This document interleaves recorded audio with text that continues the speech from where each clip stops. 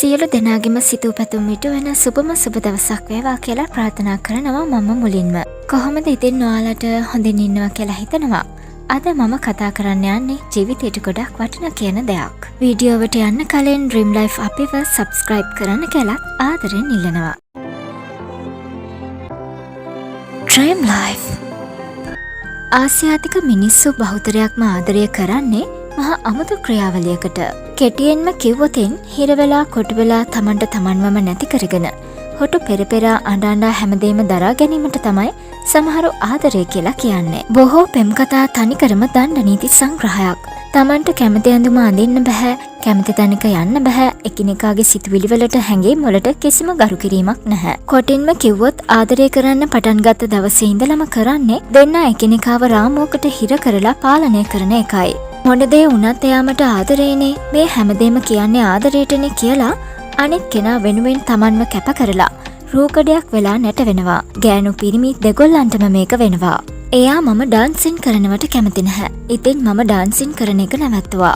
මම රස්සාවක් කරන්න මාර ආසයි. ඒත් එයා කියපු නිසා මම ගෙදර නැවතුණා. එයා කතා කරන වෙලාවක මොබයිල් එකේ එන්ගේජ් වෙලා තිබුණොත් එයාට යකා නගිනවා. ඊට පස්සේ දවස් ගණන් යනකන් රණ්ඩු වෙනවා. කොටින්ම කිව්වොත් මම ස්ලීව්ලස් ඇඳුමක් අඳිනවටවත් අයියා කැමති නැහැ. යාළුවෝ එක්ක එහෙම යනවට කෙල්ල කැමති නැහැ. ක්‍රිකට් ගහනවට ගර්ල් කැමති නැහැ බං. Facebook, Insta ඕවට මම කොච්චර ආස වුණත් එයා කියන්නේ ගෑනු ළමයි ඕවා පාවිච්චි කරන්න ඕනේ නැහැ කියලාමයි. අපි දෙන්නගේ අදහස් කොච්චර නොගැලපුණත් කොච්චර බැනගත්තත් රණ්ඩු වුණත් ඊට පස්සේ එයා සුදු නෝනා කියද්දි හම්මෝ දැනෙන සතුට මොනව නැතත් ඒ මද ඔන්න ඔය ටික තමයි ගොඩක් අය ආදරේ කියලා කරන්නේ. තමන්ට තමන්වම නැති කරගෙන වෙන කෙනෙක්ගේ හදවතක ඉඩාල්ල ගන්න පොර කන කෙල්ලෝ විතරක් නෙවෙයි, කොල්ලොත් ඕන තරම් ඉන්නවා. මේ ලෝකේ 100%ක් සර්ව සම්පූර්ණ ගැලපීම් සහිත සම්බන්ධතා නැහැ කියලා උපකල්පනය කරමුකෝ. හැබැයි ඉතින් එහෙම වෙලාවට something is better than nothing කියලා අහුවෙන තැනකට මූට්ටු වෙන එක නම් හරියට ගින්දරට ආස වෙලා ඇඟට ගිනි තියා ගන්නවා වගේ වැඩක්. රැල්ල ලස්සනයි කියලා මුහුදට පනිනවා වගේ වැඩක්. දෙකෙන්ම වෙන්නේ විනාශයක්, තමන්ට තමන්වම අහිමිවීමක්. ප්‍රේමය කියන්නේ දැනීමක්. ඒ දැනීම අපිට පහසුවක් වෙන්න ඕනේ. හැමදේම නොගැලපුණත් කමක් නෑ. හැබැයි ගැලපෙන ප්‍රමාණය නොගැලපෙන ප්‍රමාණයට වඩා වැඩි වෙන්නයි ඕනේ. 80%ක් ගැලපෙන තැනක නොගැලපෙන 20% කොහොම හරි හිත හදාගෙන කැප කළා කියමුකෝ. ඒත් 20%ක් පමණක් ගැලපෙන හදවතකට 80%ක්ම කැප කරා කියන්නේ ඒක නම් තනිකරම කරුමයක්. එහෙම කරන්න ගිය සමහර අය නැවතුනේ කනත්තේ. තව සමහර අය අංගොඩ ඉස්පිරිතාලේ.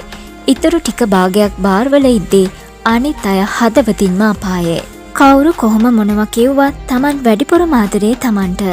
දරුවෝ, බිරිඳ, සැමියා, පෙම්වතා කියන්නේ තමන්ට පිටිපස්සෙන් ඉන්න අය. ඉතින් ප්‍රේමය වෙනුවෙන් තමන්ව තමන්ටම නැති කර ගැනීම තේරුමක් තියෙයිද? ඇත්ත කතාව, ප්‍රේමය තුල විඳවීම් තේරෙන්න පුළුවන්. ප්‍රේමය වෙනුවෙන් කැපකිරීම කරන්න වෙන්න පුළුවන්. අනෙක් කෙනා වෙනුවෙන් දරා ගන්න වෙන්න පුළුවන්. ප්‍රේමය නිසා ඇසට කඳුළු උනන්නත් පුළුවන්. ප්‍රේමය වෙනුවෙන් හොල්ලන්න වෙන්න උනත් පුළුවන්. හැබැයි ඒක වෙන්න විදිහක් තියෙනවා. විඳවීම් වලට වඩා විඳීම් තියෙන තැනක ඒ විදිහට විඳවුවත් කමක් නැහැ. කැපවීමේ අගේ තේරුම් ගත හැකි හිතක් වෙනුවෙන් කැපවුවාට කමක් නැහැ. තමන්ව දවසෙම හිනස්සන කෙනෙක් වෙනුවෙන් ඉඳලා හිටලා ඇඬුවට කමකුත් නැහැ. තමා වෙනුවෙන් සිහින බලන කෙනෙකු ගැන දවසක් දෙකක් නිදිවර්ජිතව කල්පනා කළාට කමක් නැහැ. දැනෙන්න ආදරය කරන ආත්මීය ප්‍රේමයක් වෙනුවෙන් නම් කොච්චර හිල්ලුවත් කමක් නැහැ. ඒ මුකුත්ම නැතුව අඬ හොල්ල කැපවෙවි දරාගෙන ඉන්නව නම් ඒ ආදරය කරනවට වඩා නොකර ඉන්න එක තමයි හොඳ. ප්‍රේමය ගනුදෙනුවක් නොවන බව සැබෑවක් වුණාට ප්‍රේමයවත් නැති තැනකට බලෙන් ප්‍රේමය අලවගෙන රැඳෙන්න හේතු හොයන එක නම් මාළු පාන්වල මාළු හොයනවා වගේ තේරුමක් නැති වැඩක්. මුළු ගෙඩියෙම පණුව ගහලා තියෙද්දි නැට්ට හරිය හොඳයි කියලා ගෙඩිය පිටින්ම බදාගත්තාම වෙන්නේ තමුණුත් කුණු වෙලා චොර වෙලා යන එක විතරයි. පොඩ්ඩක් ගැලපෙන තැනක අනේපනේ ගාගෙන කරුමක්කාර බැඳීම් වලට හිරවෙනවට වඩා ඒ ගැලපෙන පොඩ්ඩත් අමතක කරලා නිදහස් වෙන එක මොනතරම් සැනසීමක්ද කියලා තේරෙන්නේ පරක්කු වෙලා. එතකොට ඉතින් පෙරහැරත් ගිහින් නටපු නැට්ටුවොත් ගෙදර ගිහින් ඉවරයි. ප්‍රේමය සැහැල්ලු විය යුතුයි. ඒ තුළ තමන්ට තමන් වී ජීවත් විය හැකි විය යුතුයි.